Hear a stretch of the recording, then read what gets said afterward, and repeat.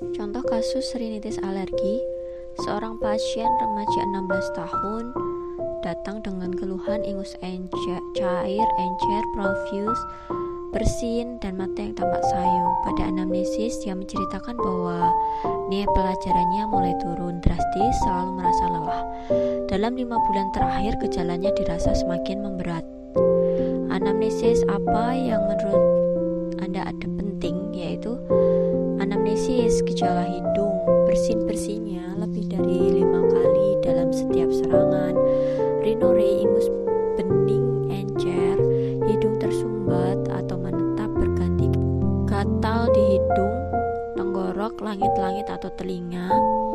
Selain itu perlu ditanyakan frekuensi serangan, berat penyakit, lama sakit, intermiten atau persisten, manifestasi penyakit alergi lain sebelum atau bersamaan dengan timbulnya rinitis, riwayat atopi di keluarga, faktor pemicu timbulnya gejala rinitis alergi. Untuk pemeriksaan penunjang, pemeriksaan fisik dahulu. Kita lakukan pemeriksaan fisik. Maka kita lakukan pemeriksaan di wajah. Itu ada Dennis Morgan line pada mata, allergic sinner, allergic nasal crease, allergic salut. Kemudian kita bisa melakukan pemeriksaan penunjang uji tusuk atau prick test. Paling sesuai karena mudah dilakukan dan dapat ditoleransi oleh sebagian pasien, termasuk anak-anak. Mempunyai sensitivitas dan spesifitas yang tinggi terhadap hasil pemeriksaan IgE spesifik. Kita juga bisa melakukan nasoendoskopi dan pemeriksaan IgE spesifik. Untuk diagnosa dari rinitis alergi itu dari area WHO 2008, intermiten itu jika kurang dari 4 hari per minggu atau kurang 4 minggu. Persisten itu 4 hari per minggu dan lebih 4 minggu. Untuk ringan itu jika tidak mengganggu aktivitas, tidak mengganggu tidur, tidak mengganggu pekerjaan, tidak ada keluhan yang mengganggu. Jika sedang berat itu jika ada mengganggu salah satu saja gejala terganggu, itu termasuk sedang berat. Tidurnya, aktivitas sehari-hari, bekerja, sekolah, atau keluhan yang lain. Pemeriksaan fisik tadi bisa dilakukan pemeriksaan rinoskopi anterior.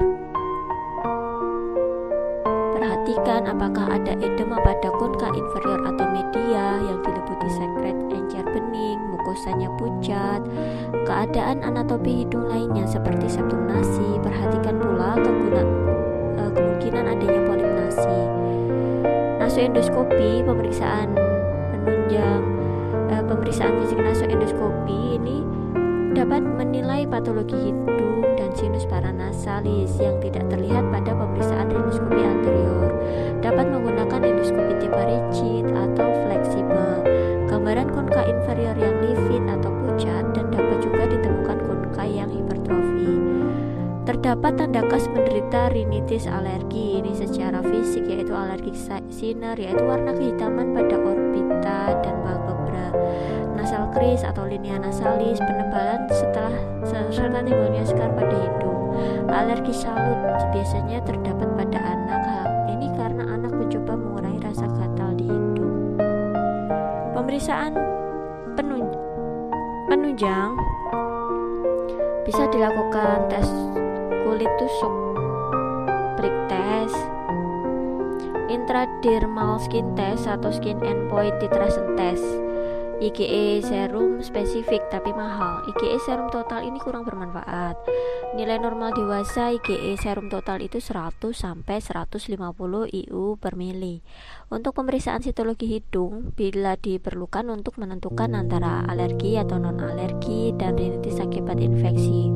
Menindaklanjuti respon terhadap terapi, melihat sel eosinofil, basofil, dan sel mas. Pemeriksaan ini lebih sering dilakukan hanya untuk penelitian kalau untuk sitologi. Tes provokasi hidung atau nasal challenge test atau bila tersedia dilakukan bila ada keraguan atau kesulitan dalam mendiagnosis rinitis alergi di mana riwayat rinitis alergi positif tetapi hasil tes alergi selalu negatif. Jadi pemeriksaan tes provokasi hidung atau nasal challenge test bermanfaat untuk mendiagnosa rinitis okupasi, rinitis alergi lokal, dan untuk penelitian. Untuk foto polos sinus paranasal bila ada indikasi keterlibatan sinus paranasal. CT scan atau MRI sinus paranasal atas indikasi dilakukan bila untuk menentukan adakah komplikasi seperti rhinosinusitis, tidak ada respon terhadap terapi dan direncanakan tindakan operatif.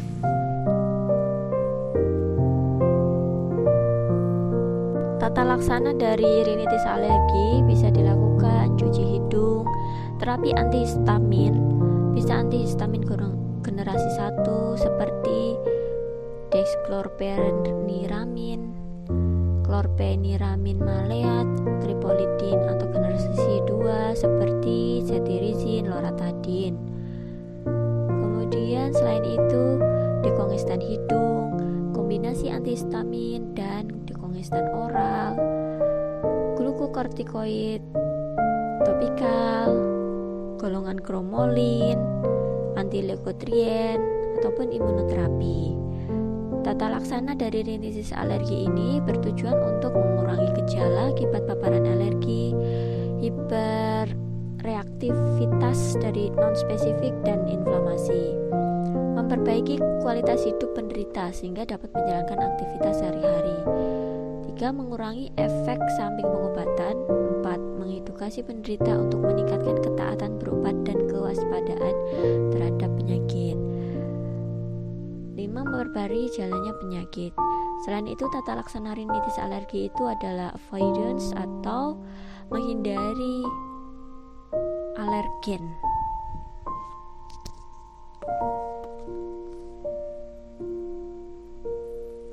Teknik melakukan tes alergi atau tes kulit. Persiapan skin prick test. 1. Jelaskan apa yang akan dilakukan pada penderita dan tujuannya. 2. Istirahat cukup. 3. Waktu bebas obat. Antihistamin minimal 2-7 hari tergantung dari macam antihistamin. Steroid topikal kulit minimal 7 hari. Steroid oral tidak mempengaruhi tes kulit. 4. Periksa tekanan darah sebelum skin prick test. 5. Pastikan tidak mengalami serangan alergi berat 24 jam sebelumnya. 6. Sediakan jarum suntik 1 cc epinefrin ampul. 7. Jelaskan kemungkinan timbul tanda dan gejala reaksi alergi sistemik dari ringan sampai berat selama tes alergi. 8. Inform konsen. 9. Desinfeksi daerah lokasi tes kulit, bagian volar lengan bawah. Prosedur tindakan skin prick test. 1. Desinfeksi bagian volar lengan bawah yang akan dilakukan tes dengan kapas alkohol 70%. 2. Gambar kotak-kotak dengan spidol dengan jumlah sesuai jumlah ekstraksi alergen yang akan dites dengan jarak 2 cm. 3. Tambahkan kotak untuk kontrol negatif dan kontrol positif pada setiap tes. Tiap kotak diberikan nomor sesuai penomoran jenis ekstrak alergen. Selanjutnya kotak tersebut ditetesi dengan ekstrak alergen masing-masing. 5. Kemudian dilakukan cukit pada masing-masing kotak dengan menggunakan jarum steril nomor 26 dengan sudut kemiringan 45 derajat pada epidermis. 6. Lakukan pembacaan hasil setelah 15-20 menit dengan mengukur diameter horizontal dan vertikal dari bintul yang terjadi. 7. Setelah itu penderita tetap dipantau setelah 30 menit setelah dilakukan prosedur untuk melihat adanya tidaknya efek samping. Pembacaan tes kulit negatif jika kurang 3 mm, positif 3 atau lebih sama dengan 3 mm.